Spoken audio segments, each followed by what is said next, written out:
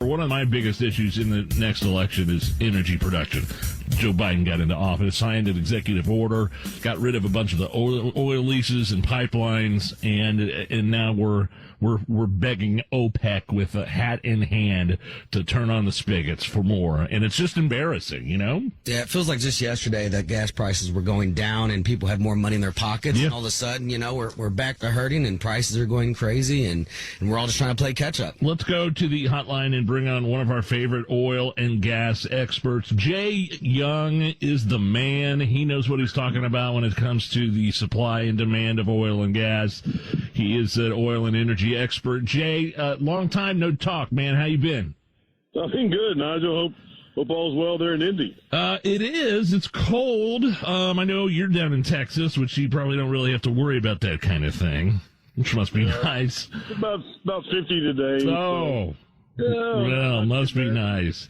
Now, look, let's start in the Mideast, this conflict with Israel and Hamas, and things are getting squirrely down there. I did read a headline that it seems like gas prices have gone down a little bit. I mean, compared to what, $5 a year or two ago. Right. Tell me what is happening with gas prices, first of all, in this country and how you see it. Yeah, well, that's good question, Nigel. And I tell you what happens is it's not necessarily, gasoline prices are they lag, right? It's not like, oh, okay, well, there's turmoil in the Mideast. Bam, there's oil prices 50 cents or $1. No, that's not what happens. So what happens is supply and demand. That's exactly what happens with oil and gas prices. It's economics 101. So when we have the supply necessary, which we've had the supply necessary here in the United States here lately to meet demand, because if we oversupply demand, obviously, prices will go down. If the other way around, prices will go up. What's happened here lately and for, the September and October time frames is we've had an influx of oil on the markets, and all of a sudden people aren't driving in September, October. They're going to start driving in November, December, though, obviously, and then come, spring and summer. But right now, we have an oversupply problem, so gasoline prices have gone down, but they're going to come back up pretty soon when we need that oil and we don't have it in the United States because of some of the things that you mentioned a minute ago. I don't necessarily want to go politics on you, but yeah, Biden doesn't like that drill bit. He doesn't have a drill baby drill sticker on his car. Now, so how do we get the oversupply? Because I know Biden kind of like eased restrictions on Venezuela while clamping down here on the United States, and that floods the market with oil. Did that have anything to do with it? Like, where is the oversupply coming from? Well, it's oversupply, but it's our supply from the Permian Basin, some of our drilling activity from the horizontal wells that they're drilling out there. But it's really demand more than oversupply. My apologies about that. Okay. It's demand's going down. Demand's going down. So your supply is staying the same at 13 million barrels a day in the United States. We need 20 million, so that's 7 million difference. But yeah, that's the answer, Biden. Just go ahead and let Venezuela, who's, we've been at war at for decades, and let them sell us oil. Yeah, instead of us producing it here in the United States. Yeah, let's let. And meanwhile, it's only helping Russia as well. They get to buy the oil cheap, and as they do battle with Ukraine, correct?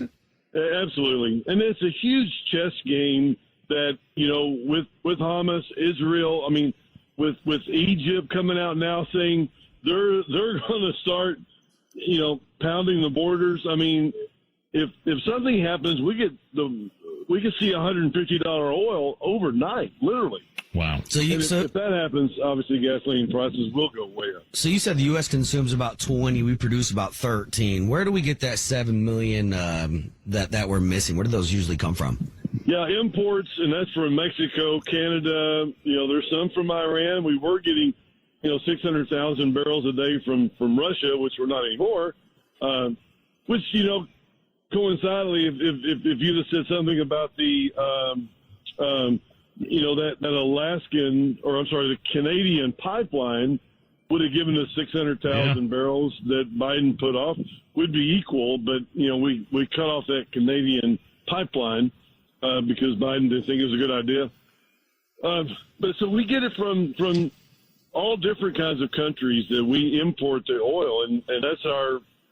We have what George Bush said in his 2006, State of the Union address. He said, "We've got an addiction to oil, man. We've got to have it. I mean, if we're going to drive on roads, asphalt, plastics, lipstick, gasoline, jet fuel, trucking, if we're going to eat, I mean, we've got an addiction to 20 million barrels of oil a day, and that's just the way that our United States runs, good or bad, and we've got to have it, and we're not going to go down with our demand anytime soon. We're going to continue on, and electric cars are going to help, but our population growth is also increasing, so what does that mean long term? We're still going to need oil. So two things. One, electric cars sound good, but they're run, those batteries, those big charging stations are actually run off of diesel batteries, correct? Diesel. Oh, absolutely. Oh, yeah. So we still need the oil there. So, but back to the 20 and 13. During our heyday of exporting, how many barrels were we producing a day?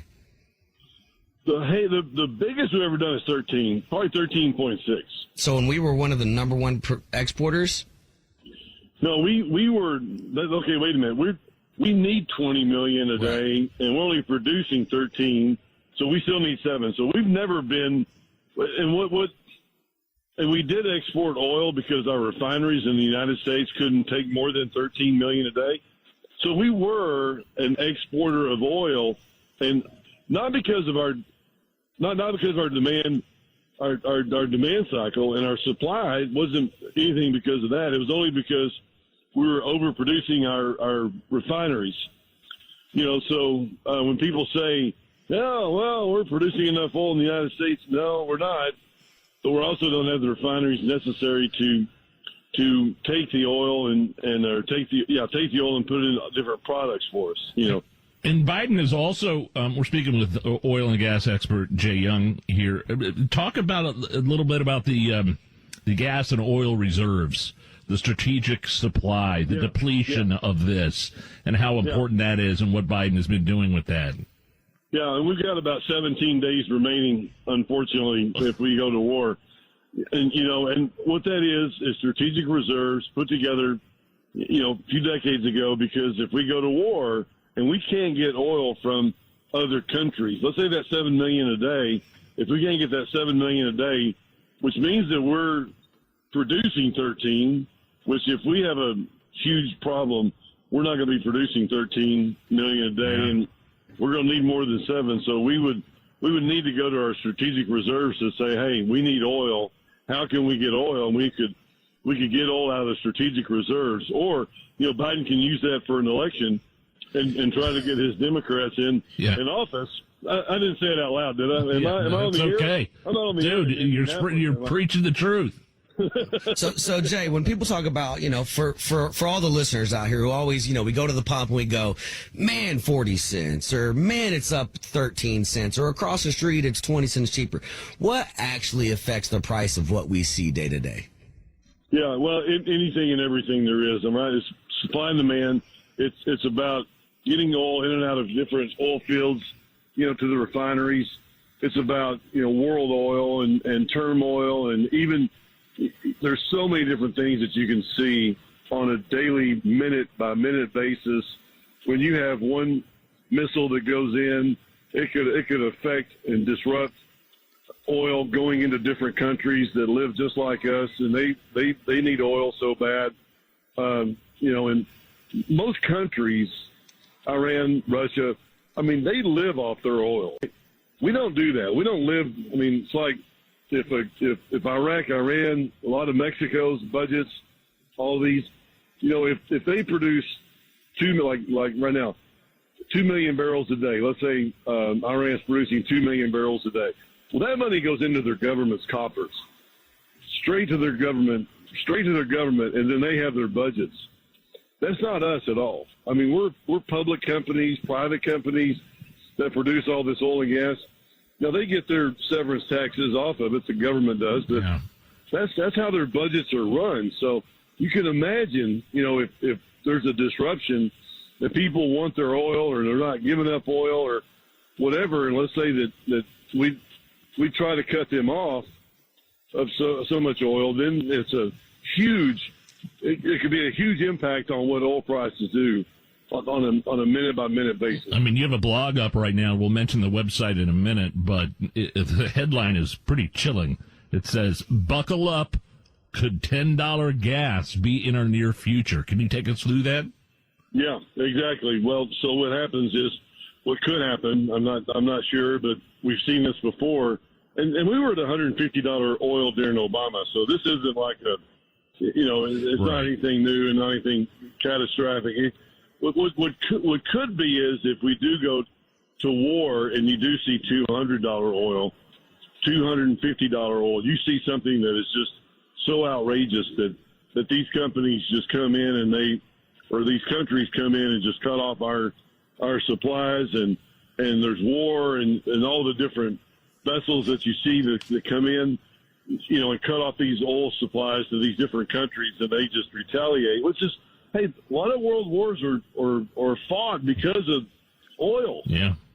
Oil and gas. Which is, Texas, we're a proud supporter and a producer of oil in the United States. So, that would cripple our economy and our the people that go to work every day. I mean, a lot of them are affected either directly or the trickle down, with oil and gas and what happens. So that would be, terrible, obviously, for the United States.